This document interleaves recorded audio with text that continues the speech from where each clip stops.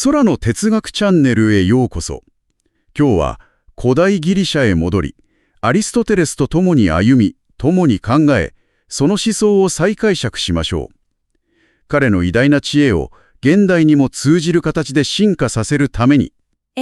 よろしくお願いします。さて、これをお聞きのあなたにちょっと想像してみてほしいんですけれども、目の前に切り出されたばかりの巨大な大理石のブロックがあるとしますよね。はい。まだ何の形もしていないただの四角い石の塊ですね。そうです。で、西洋哲学の歴史において、私たちって約2000年もの間、この何の形も持たない石の塊そのものには価値がないって、教え込まれてきたわけですよね。そうですね。そこから掘り出された彫刻のその形にこそ価値があるのだと。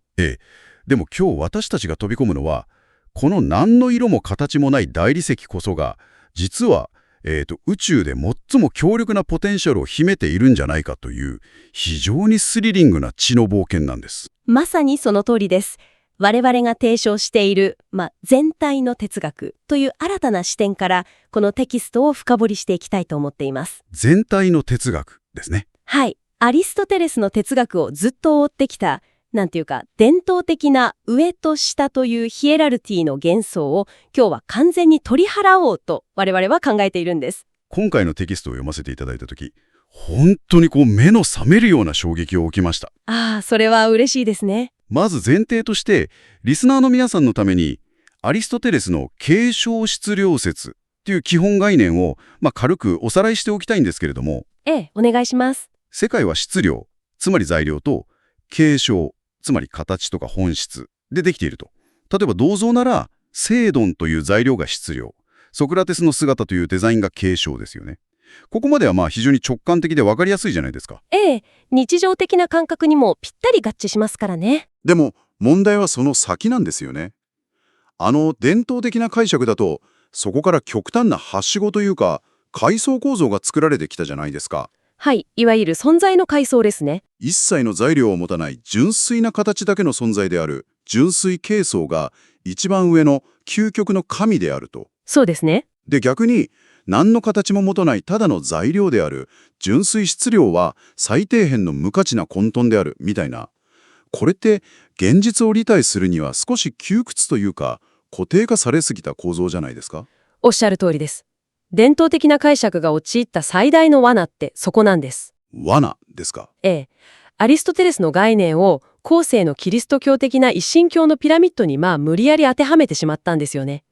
我々の全体の哲学の視点から見れば、純粋形層と純粋質量にそういう尊いとか卑しいといった上下関係は存在しません。存在しない。はい。それは単に現実を分析する角度の違い、ただそれだけのことなんです。上下関係ではなくて角度の違い？いやー、そこもう少し詳しく紐解いていきたいんですけど。はい、もちろんです。純粋形層が一番上の神様だっていう2000年内の常識が違うとなれば、じゃあ、純粋形層とは一体何なんですか？そもそも形層の本質とは何かというところから考えてみましょう。形層っていうのは世界に境界線を引いて規定することなんですよね。境界線を引く。これは人間だ、あれは馬だ、みたいなことですか？まさにそれです。境界線を引くからこそ物事は区別されるわけですよね。で、区別されるということは必然的に世界が数えきれないほどの個別の存在、つまりたくさんある他に分かれることを意味するんです。我々はこれを別相と呼んでいます。なるほど。形があるということは他と切り離されるということだから必然的にたくさんになるわけですね。そういうことです。でも伝統的な解釈だと最高位の純粋形層ってたった一つの究極の神だとされていませんでしたっけ？そこがまさに中世の神学者たちによる歴史的な歪み曲なんですよ。そうなんですか？実はアリストテレス自身が天体を動かしている究極の原因、つまり純粋形層の数を彼自身の言葉で自ら計算しているんですよね。神様の数を計算したんですか？そうなんです。その結果、彼は究極の原因が、47個、あるいは55個あると結論付けているんです。究極の存在が55個もあるんですか？それってヒエラルキーの頂点としては随分と混み合ってますよね。ははは。そうですよね。だからテキストの裏付けから見ても、純粋形層は絶対的な一つの神ではなくて、論理的に他のネットワークを形成していると考えるのが自然なんですよ。なるほど。境界線の極地だからこそ、究極の違い、つまり別相として現れるわけですね。純粋形相は他であると。その通りです。じゃあ、ヒエラルキーの最底辺として扱われてきた純粋質量はどうなるんですか？ここで先ほどの巨大な大理石の比喩に戻るわけですよね。はい、戻りましょう。純粋質量というのは、一切の形相を剥ぎ取った状態のことです。つまり、すべての境界線と規定が存在しない状態ですね。境界線がどこにもないということは、境界線がないということは、区別も分割も不可能な絶対的な連続体になるということです。切り目がないから分けることができない。つまり1になるってことですか？まさにそれです。いかなる特定の形にも縛られていないからこそ、すべてを包み込み、あらゆるものを生み出す無限の可能性を持った1、つまり相相なんですよ。無限の可能性。ええ。これは決して無価値な混沌なんかではなくて、東洋哲学、特に大乗仏教でいう空の概念と全く同義なんですよね。極めて高次元な規定なんです。いやー、これはすごい視点の転換ですね。規定されていない絶対的な余白だからこそ、あらゆるものになれると。そうなんです。これを聞いているあなたも、普段形がないものとか、定義できないものを未完成でダメだと思いがちですが、実はそこにこそ万物を生み出す無限のポテンシャルがあるわけですね。本当にそう思います。構造的に世界を分節化してみるか、それとも潜在的な連続性としてみるかの違いですね。多である純粋形相と一である純粋質量。この2つは上下じゃなくてコインの裏表なんだっていうテキストの主張がこれで完全に腑に落ちました。それは良かったです。ただ、ここで一つ大きな疑問が湧いてくるんですよね。形相と質量が正対なコインの裏表だっていうのはよくわかりました。でも、現実の宇宙って止まってないじゃないですか。常に変化していますね。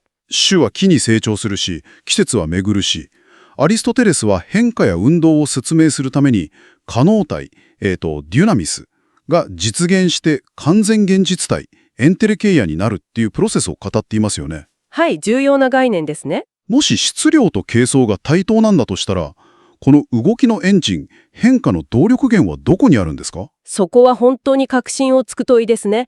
世界がどう動くかというダイナミズムにおいてこそ、その伝統的な誤解を解かなければならないと我々は考えています。伝統的な変化のイメージって、例えば、建築家が家を建てるようなものですよね。建築家っていう外からの能動的な力が木材っていう受け身の材料に働きかけて家の形を作るっていう。一般的なイメージはそれですね。でも、もし質量、つまり材料そのものが完全に受け身なのだとしたら、この宇宙は誰かに外からゼンマイを巻かれないと動かないただの機械のようになってしまいませんか？まさにその質量はただの受け身の私物だという誤解が西洋の自然観をずっと硬直させてきたんですよ。硬直させてきた。我々はアリストテレス自身の記述を根拠にその誤解を推します。彼は変化や運動には主導的な実現と受動的な実現という2つの側面が同時に存在して、それは不可分であると明確に述べているんです。不可分ですか？具体的にどういうことですか？例えば、教えるという行為を考えてみてください。可能体には教える能力、これは能動ですね。それと学ぶ能力、これは受動ですね。この2つがありますよね。はい。先生と生徒ですね。それが実際に発揮された状態であるエンテレケイアにも、教師側の主導的な実現と生徒側の受動的な実現があるわけです。で、重要なのは、この2つがどこで起こっているかなんですよ。どこで起こっているか。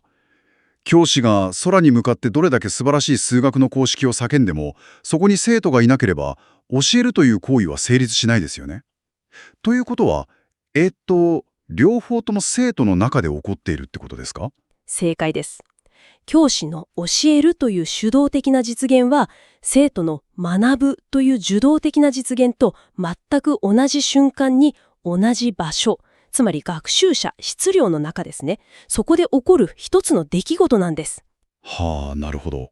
質量が完璧な受容性を発揮して初めて形相の能動性も現実のものとなるんです。質量は単なる容器なんかじゃなくて、能動性と対等に現実を作り出す不可欠な共同作業者なんですよ。これには驚きました。能動と自動が上下関係じゃなくて共鳴しているんですね。そう、共鳴なんです。しかもテキストではこれを仏教の概念ともリンクさせていましたよね。なぜ古代ギリシャの物理学がそんな東洋思想と重なるんでしょうか。なぜなら、両者とも世界を一方的な支配ではなくて、関係性による生成、つまり仏教でいう縁起として捉えているからなんですよ。縁起ですか。ええ、我々はこれを仏教の有常性と無常性という概念にマッピングしています。意識を持つ生きとし生けるものが有常性で、環境や物質なんかの意識を持たないものが無常性ですね。その通りです。意識を持ち目的へ向かう有常性を主導的エンテレケイアとして、それを環境やテキストとして受け止め、反映する無常性を受動的エンテレケイアと捉えるんです。つまり、主導と受動が同じ場所でピタリと共鳴し合うことで、初めて世界に意味が立ち上がる。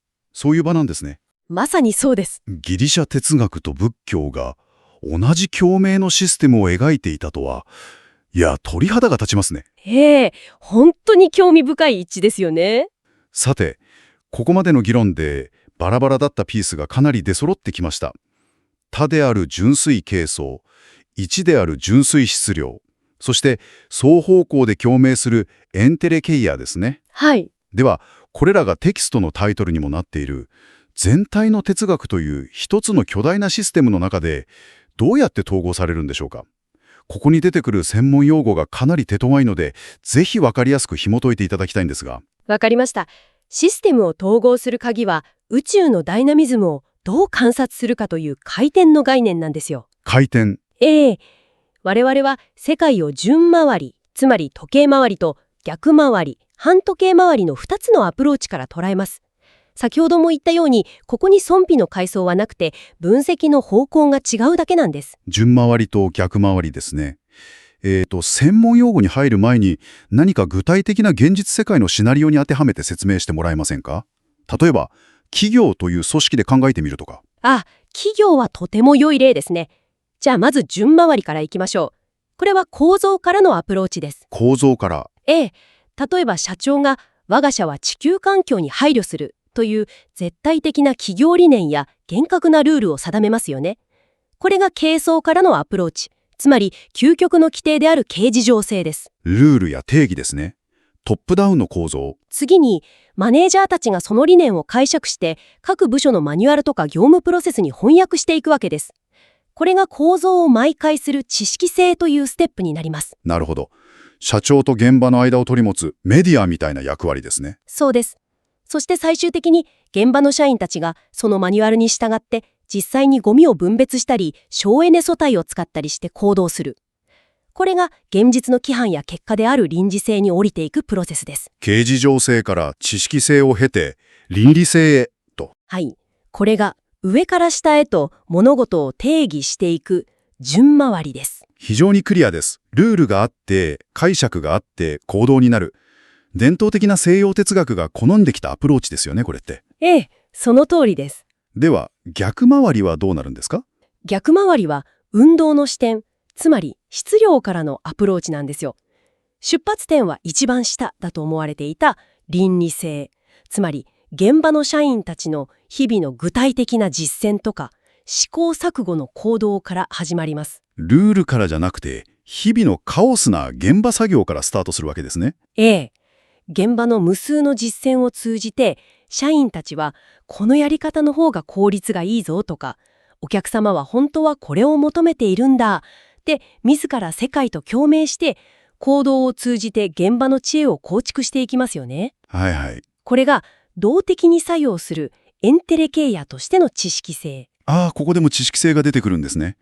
行動から生まれる実践的な解釈。その通りです。そしてその無数の具体的な実践、他ですね。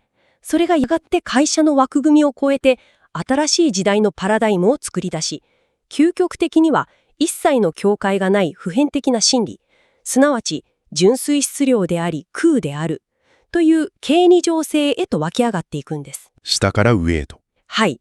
これが下から上への動的な輸出、逆回りなんですよ。面白い。いや、ちょっと待ってください。ということは、形相というルールから入る順回りでも、エンテレケイアという実践から入る逆回りでも、どっちにしても真ん中にある知識性、つまりメディアとか解釈を長半として回っているんですね。おっしゃる通りです。係争と質量は対立するものではなくて、知識性という円度通じて、一つの巨大なメビウスの輪のように循環し合っているんです。だからこそ、我々はこれを全体の哲学と呼んでいるんです。なるほど。これを聞いてるあなたも、この壮大な循環システムの中で、自分自身の毎日の仕事や行動がどんな意味を持っているのかに気づくはずですよね。ええ、そうあってほしいですね。あなたが日々の業務に取り組んだり、誰かと対話したりする具体的な行動、つまり倫理性、それは単に上から与えられたルールにロボットのように従っているわけじゃないんですよ。そうですね。あなた自身がその実践を通じて世界と共鳴し、解釈し、究極の真理へと湧き上がるプロセスを逆回りから作り出している当事者なんだってことですよね。非常に本質的な理解です。伝統的な哲学はどうしても順回り、つまり上から下への支配ばかりを強調してきましたからね。ええ、トップダウンばかり。しかし、全体の哲学が示す逆回りの視点を持てば、どんなに微小な日常の行為の中にも、宇宙全体を包括する空へと至る道が開かれていることがわかるはずです。いやー、アリストテレスの経理上学って決して退屈で埃をかぶった階層構造のピラミッドなんかじゃなかったんですね。全く違います。それは棟梁の空とか縁起にも深く通じる極めてダイナミックでフラットで生命力にあふれたネットワークとして再解釈できるものだったんですね。純粋階層も純粋質量もどちらが偉いっていうものじゃなくて、それぞれがこの豊かな世界を映し出す他と一のレンズに過ぎなかったと。はい。どちらのアプローチをとっても、我々が見ているのは常にダイナミックに運動し続ける一つの宇宙の姿なんですよ。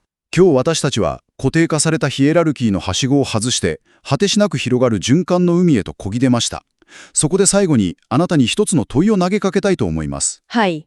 もしこの宇宙の究極の真理が上から全てを操る支配者ではなくて、あらゆる可能性を無限に受け入れる絶対的な余白、純粋質量だとしたら、あなたが明日直面するまだ解決策が見えない形になっていない問題は恐れるべき混沌でしょうか。完璧に用意された舞台なのでしょうか。ぜひあなた自身の哲学でその答えを探求してみてください。お聞きいただきありがとうございました。この内容があなたのお役に立ち何かのインスピレーションになれば幸いです。それではまた次回お会いしましょう。